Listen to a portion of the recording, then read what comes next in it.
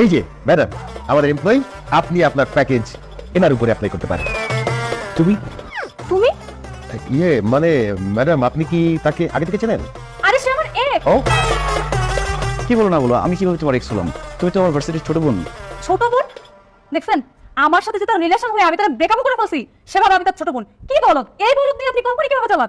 Madam, এরকম বলদ না হলে তো এখানে এই কাজ কেউ করতে আসবে না। তা অবশ্য ঠিকই বলছেন। আমি এখন বক্সের প্যাকেজ কিনবো না। তাইলে আমি যে সবচেয়ে এই প্যাকেজ এইটাই চৌধুরী চৌধুরী প্যাকেজ 50,000 টাকা, এটা দেন, এটা নিন। কি বলে এসব?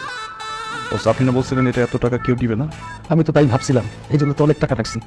কি করবো? কি হইতেছে? না না, কিছু না ভাই, আপনি নিশ্চিন্ত থাকেন। আপনার শরীর শক্ত আছে, একটার বেশি দিতে পারবে না।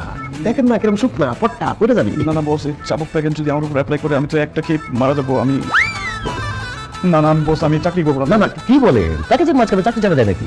কি আশ্চর্য!